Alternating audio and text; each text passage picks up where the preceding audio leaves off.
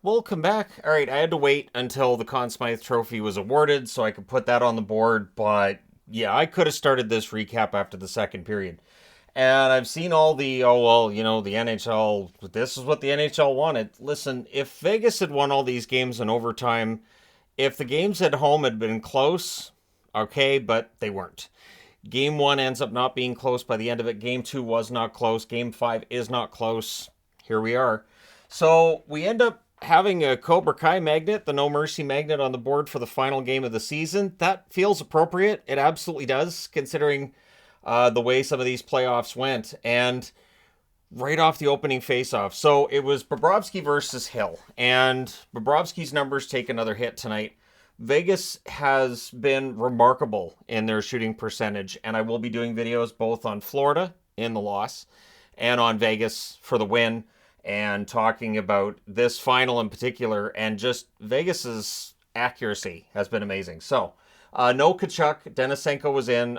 Denisenko, poor kid, right? Okay, you're in what could be a clinching game for Vegas, so do your best.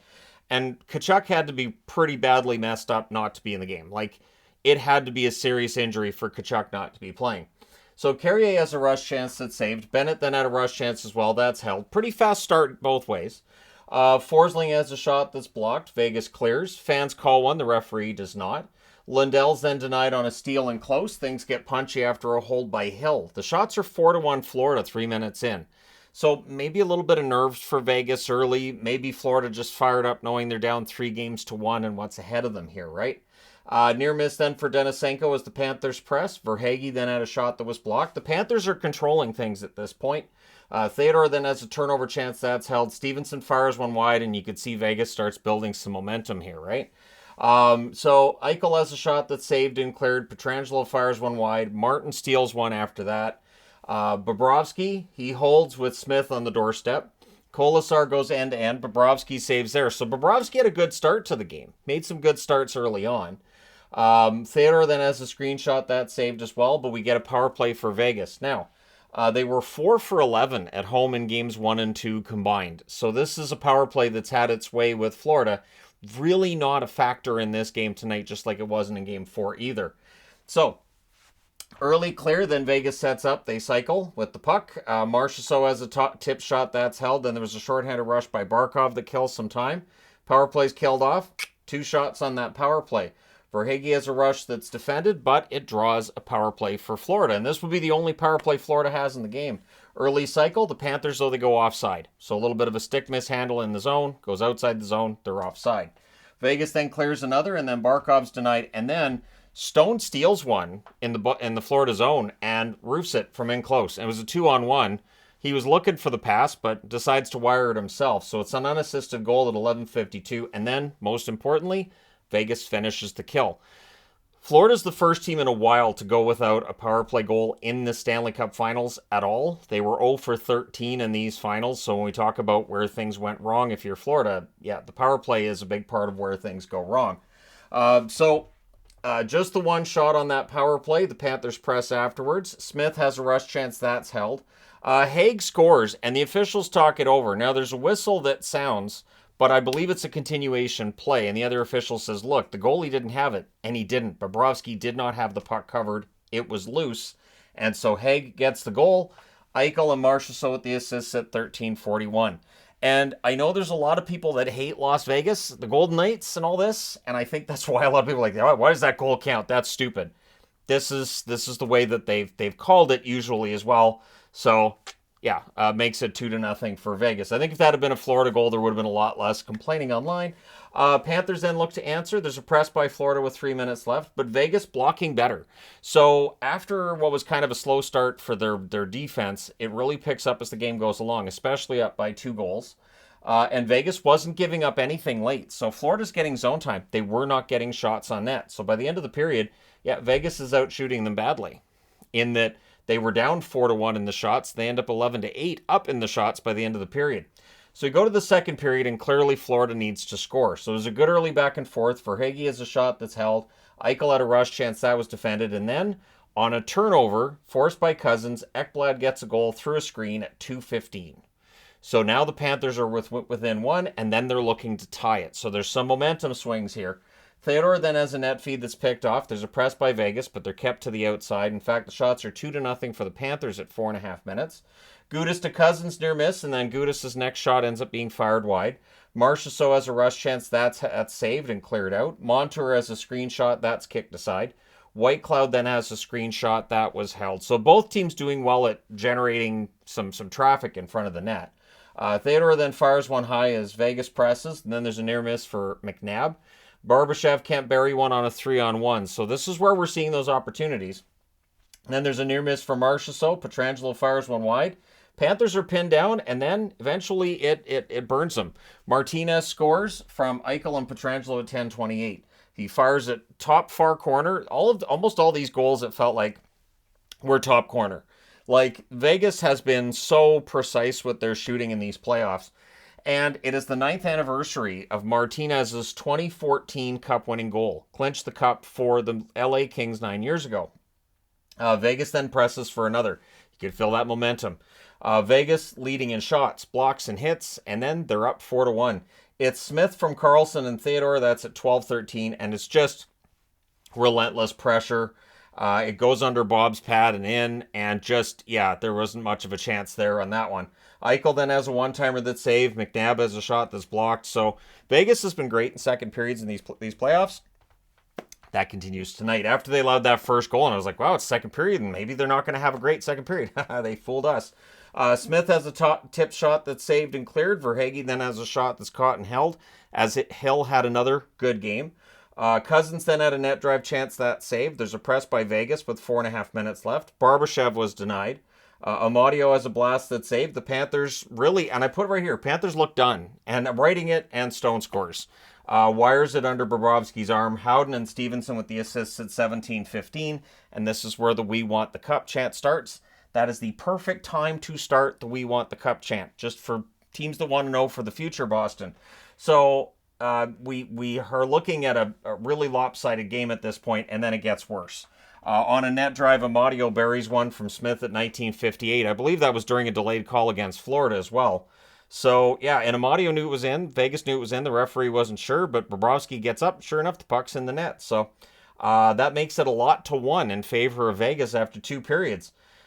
We had another period to go. Third period, early Barkov shot is held. Lomberg then has a tip shot that's saved and cleared. The We Want the Cup chant starts up again. If Hill sees it, he saves it. Seemed to be the storyline early, although, I mean, there are some moments here late where, yeah, maybe they took the eye off the ball a little bit, but can you really blame them? Anyways, Panthers press, Vegas blocks. The fans call one, the referee doesn't. Montour has a shot that's blocked. Eric Stahl has a shot that's saved. The rebound's held. Is this the last game in Eric Stahl's career is a question as well. Stone steals one, fires wide on a rush. Duclair's then denied the other way on a one-timer. The shot's on net, 11-0 Panthers at 7.5 minutes. So Hill's getting his work in, and at 8:22, on a very brief press by Vegas, they score. It's Barbashev, Eichel, and Theodore with the assists. He buries a rebound in close, and at 8:22, that's the 7th goal of the game for Vegas. There was only 1 to that point for Florida. But Florida does fight their way back, not into the game, but at least get a goal or two. First, it's Reinhart from Bennett and Montour at 8:47. He wires it far corner on a turnover chance. Marchessault's then denied on a 3-on-2, and at 11:39, Bennett gets one that goes in off Pietrangelo's stick. I don't know how many of the goals Florida had in this final ended up being off of Vegas players, sticks, skates, ankles. Feels like about half of them. But at any rate, it's Bennett's goal from Forsling and Reinhart at 11:39. Vegas looks to answer. Bennett then has a rush chance. It's held. The goalie pull happens with 6:43 left because what are you going to do? So there's a post for Stone on an empty netter. Then there's a couple of icings. And eventually, Stone gets the empty net goal for the hat trick. It's the first hat trick in a Stanley Cup final clincher since it's been forever. I know they had the time, but yeah, it's ridiculous.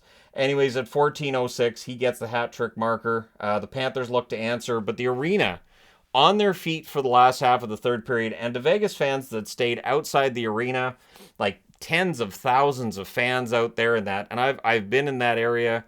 It's a big area, but there are a lot of people squished into that area, and yeah. Anyways, It was clearly an exciting scene. I hope that everybody enjoys the party tonight. I assume this video won't get a ton of views from Las Vegas because those fans are probably going to be partying into the night.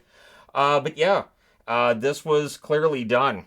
And then Nick Roy, because you don't stop playing, he doesn't anyways. He buries his own rebound at 18:58 from Theodore and McNabb. With that goal, it sets a record for goals in a Stanley Cup final. Vegas with 9 goals tonight, and your final score is 9-3. So honestly, this was a slaughter. I put Vegas wins first Stanley Cup when it was 4-1. I just wrote that. I'm like, yep, 4-1. They've got this one. This is over, finished, finito. The shots on net in this one, 11-8 Vegas in the first, 14-6 Vegas in the second, and then 19-6 for Florida in the third. Final shots, 33-31 for Florida. Both teams go 0-for-1 on the power play. The hits were 27-27. Blocks were 26-12 for Vegas, and it's a huge part of how Vegas wins this series. They were blocking everything, and when they didn't, Hill was very good. So Bobrovsky saves 22 out of 30. 733 save percentage. Like I said today on TSN radio, if they were going to have a chance, Bobrovsky had to be a wall, and that wasn't in the plan. That was not part of the plan for Vegas. Nope, they were just not having any of it, and they just knew where to put those pucks. Hill saves 31 out of 34. Bill Foley, when he started this all up, he had a 6-year plan. At exactly 6 years, Vegas wins the Cup. At this time last year, it looked like that 6-year plan was a little shaky. But yeah, it worked. And all of the ruthlessness of the player moves that they've made are now completely justified. This is, and if anything now, Vegas has got themselves a blank check that they can do that. They can just let guys go. They don't have to show that loyalty that we always talk about in sports. Why aren't teams more loyal to the players? And the run by Vegas has kind of shown, yeah, loyalty's great and all, but it's all about winning. And if you can move a guy and you get a better chance to win, it's what you do.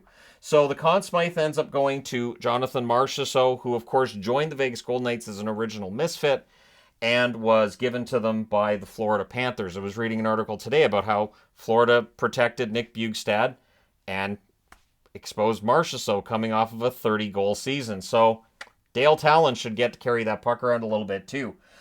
So that's your Conn Smythe winner in Marchessault. I'm not going to argue that. I didn't do 3 stars because, I mean, really, it's a 9-3 game and it's the final game of the year. But I would say Stone would get consideration. Martinez, Marchessault, Eichel. Eichel had a fantastic Stanley Cup playoff. He had 20 assists, I believe 20 or 21 assists in this run.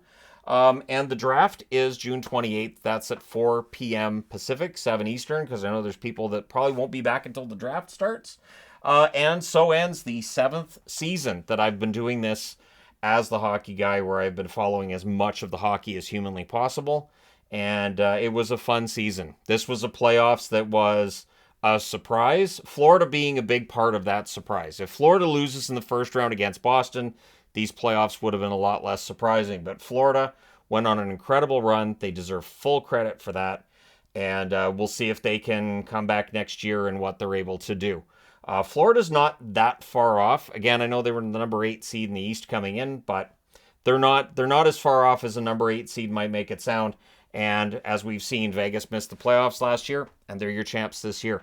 So congratulations to the Vegas Golden Knights. Congratulations to Bruce Cassidy. A year ago, he was dismissed by the Boston Bruins. Vegas picks him up, and he's a Stanley Cup winning coach now. So after 2019, where he lost that Game 7, this year he gets his Stanley Cup. So kudos to him. And to all the first-time winners, Jonathan Quick, this might be the end of his career. This might be the end of Phil Kessel's career as well. He was a healthy scratch through most of the playoffs. So we will find out over the next few weeks how many players are likely to retire and what the plan is going forward. And of course, I'll be talking about Florida and Vegas and their rosters going forward and what they may or may not do. But for tonight, we're done. Let me know your thoughts in the comment section below as always. Don't forget to hit like and subscribe if you're browsing your way through. You just happened upon this video. Thank you guys so much for all your support. Again, this season was a lot of fun to cover. And we'll see if Vegas can repeat next year or what's going to happen. Repeating is tough in the National Hockey League, so we shall see. Thank you guys so much for all your support. I will talk to you again soon.